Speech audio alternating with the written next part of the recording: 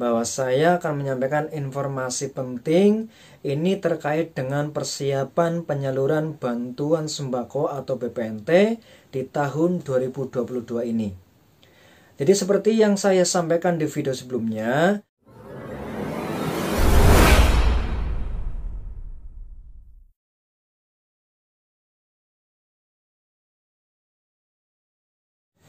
Assalamualaikum warahmatullahi wabarakatuh. Ketemu lagi dengan saya Fuad Hasan Febrianto, pendamping PKH Kecamatan Ayah Kabupaten Kebumen. Baik, gimana kabarnya Bapak Ibu semuanya, KPM PKH, KPM BPNT, pendamping sosial PKH, dan sahabat sosial semuanya di seluruh Indonesia. Semoga selalu dalam keadaan sehat ya, amin. Nah, di masa pandemi ini, ya saya tidak bosan-bosannya untuk selalu mengingatkan Bapak Ibu semuanya, terapkan protokol kesehatan. Itu minimal ada 3. Yang pertama, ketika Bapak Ibu semuanya bepergian, silakan untuk bisa memakai masker. Kemudian yang kedua, hindari kerumunan atau jaga jarak minimal 1 meter. Kemudian yang ketiga, sering-sering cuci tangan dengan sabun dengan air yang mengalir atau minimal menggunakan hand sanitizer. Mudah-mudahan kita semuanya terhindar dari namanya virus corona. Nah, yang sekarang sedang terkena virus corona, mari kita doakan bersama-sama, mudah-mudahan segera disembuhkan, dipulihkan kembali, dan bisa beraktivitas seperti biasanya. Amin.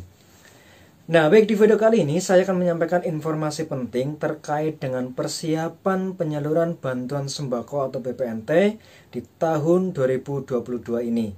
Namun sebelum saya lanjutkan, mohon bantuannya, mohon kilasannya untuk bisa like, subscribe, comment, and share di bawah ini. Dan jangan sampai lupa untuk bisa klik tombol notifikasi loncengnya supaya Bapak Ibu semuanya bisa melihat video-video terbaru dari kami. Nah, jika video ini bermanfaat, berguna, silakan untuk bisa di-share, dibagi ke teman-teman yang lain. Dan jangan lupa ketika nonton video ini silakan ditonton dari awal sampai akhir. Jangan di-skip, jangan dipotong-potong. Supaya apa? Supaya Bapak Ibu semuanya bisa mendapatkan informasinya secara lengkap. Seperti itu. Terima kasih. Nah, baik, saya lanjutkan. Jadi seperti tadi saya sampaikan di depan, bahwa saya akan menyampaikan informasi penting ini terkait dengan persiapan penyaluran bantuan sembako atau BPNT di tahun 2022 ini. Jadi seperti yang saya sampaikan di video sebelumnya, bahwa penyaluran bantuan sembako di tahun 2022 ini itu mengalami perubahan sistem penyalurannya dan tempat penyalurannya. Jadi, seperti yang saya sampaikan di video sebelumnya, bahwa penyaluran bantuan sembako di tahun 2022 ini, yaitu sekarang tidak lagi melalui Bank Himbara. Bank Himbara itu apa saja? Yaitu Bank BRI, Mandiri, PTN, BRI, nah itu Bank Himbara. Namun sekarang penyalurannya itu melalui PT Pos. Jadi Kementerian Sosial dalam penyalurannya kali ini itu bekerjasama dengan PT Pos Indonesia. Nah, besarannya berapa? Jadi sesuai dengan yang disampaikan oleh Kementerian Sosial melalui surat yang sudah diturunkan kepada Dinas Sosial, jadi akan disalurkan yaitu periode bulan Januari, Februari, dan Maret. Jadi setiap periode itu jumlahnya Rp200.000, berarti besok Bapak Ibu semuanya yang mendapatkan bantuan sembako atau BPNT itu mendapatkan total Rp600.000. Nah, penyalurannya itu di mana? Yaitu penyalurannya itu PT Pos bekerja sama dengan desa, nanti penyalurannya itu di desa. Jadi nanti para KPM sembako atau KPM PKH yang mendapatkan bantuan sembako itu nanti silakan datang ke balai desa dengan waktu yang sudah ditentukan. Nanti petugas pos itu akan datang ke balai desa. Nanti penyalurannya di situ.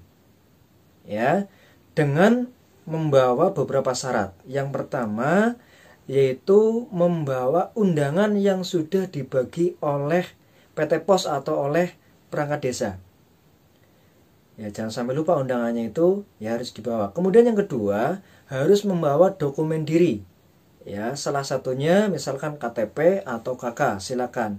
Itu harus yang asli, tidak boleh yang fotokopi. Nah, kemudian kalau yang berhalang hadir gimana? Ya silakan, nanti bisa diwakilkan dengan syarat yang wakil itu masih dalam 1 KK. Nah, kemudian misalkan yang sakit atau lansia tidak bisa datang, itu nanti dari pihak pos itu akan datang atau jemput bola ke rumah KPM tersebut. Nah, seperti itu.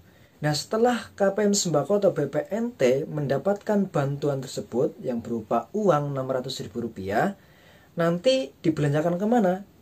Nah, sesuai dengan arahan dari Kementerian Sosial bahwa ya setelah KPM Sembako itu mendapatkan bantuan sembako tersebut, silakan bisa dibelanjakan ke warung terdekat atau ke warung di mana saja, silakan dibebaskan. Ya, jadi tidak harus belanja di warung ini, belanja di warung ini tidak harus. Jadi KPM Sembako itu silakan dibebaskan mau dibelanjakan apa saja. Namun ada ketentuannya, apa saja yang bisa dibeli oleh KPM.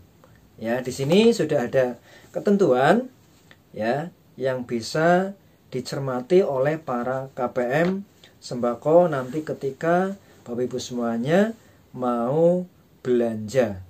Oke, di sini ada 4 poin.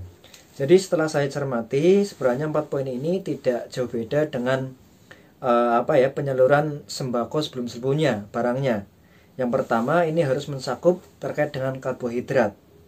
Karbohidrat itu ya terdiri dengan beras, mungkin jagung, kentang dan lain-lain. Itu karbohidrat. Kemudian yang kedua itu ada protein hewani. Di sini ada telur, daging, ikan dan lain-lain. Ya. Kemudian poin ketiga itu protein nabati. Ada tahu, tempe, kacang-kacangan dan lain-lain. Ya. Kemudian terkait dengan vitamin dan mineral. Di sini ya ada buah-buahan, sayur-sayuran, ya bumbu dapur dan lain-lain.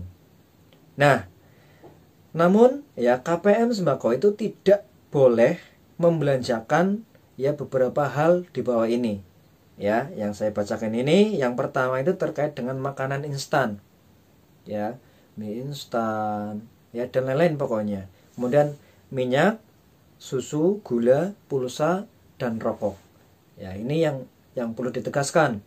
Ya, jadi tidak boleh untuk belanja beberapa bahan pokok ini. Ya, saya ulangi lagi, yaitu makanan instan, minyak, susu, gula, pulsa dan rokok. Itu tidak boleh dibelanjakan untuk membeli itu. Ya, yang boleh itu tadi 4 poin itu terkait dengan karbohidrat, protein hewani, protein nabati, vitamin dan mineral. Ya. Oke. Kemudian nanti ketika Bapak Ibu semuanya menemukan pelanggaran, baik dilakukan oleh KPM itu sendiri ya, atau oleh pihak pos, oleh Korlap, oleh pihak desa, oleh pihak kecamatan atau pihak yang lainnya, silakan Bapak Ibu semuanya bisa mengadukan ke nomor WhatsApp ya berikut ini.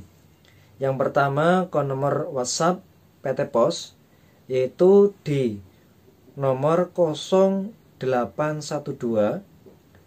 2333 0332. Ya, saya ulangi lagi. Ya, ini untuk nomor aduan PT Pos 0812 2333 0332. Nah, kemudian ada lagi ini nomor aduan untuk Kementerian Sosial ya atau Kemensos, yaitu di nomor 0811 10 222 10. Saya ulangi lagi, 0811 10 222 10.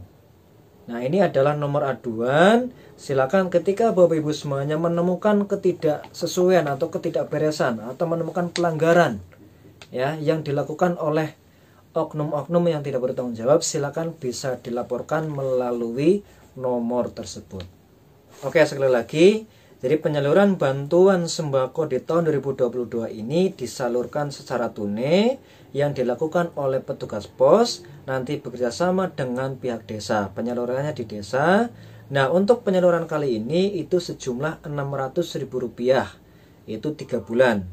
Dan harus dibelanjakan ya dengan 4 poin tadi berkaitan dengan karbohidrat, ya, kemudian protein hewani, protein nabati, vitamin dan mineral. Ya, kemudian tidak boleh dibelanjakan untuk misalkan makanan instan, minyak, susu, gula, pulsa atau rokok dan lain-lain. Ya, yang membahayakan atau yang tidak sesuai dengan ketentuan.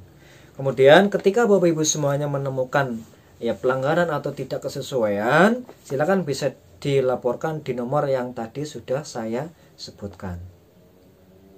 Oke, mungkin itu yang bisa saya sampaikan terkait dengan persiapan penyaluran bantuan sembako atau BPNT yang perlu Bapak Ibu lakukan atau persiapkan. Ya, demi kelancaran penyaluran tersebut, demi kelancaran Bapak Ibu semuanya ketika mengambil bantuan BPNT atau sembako. Mudah-mudahan informasi ini bermanfaat, berguna, tetap semangat, selalu jaga kesehatan, dan wassalamualaikum warahmatullahi wabarakatuh.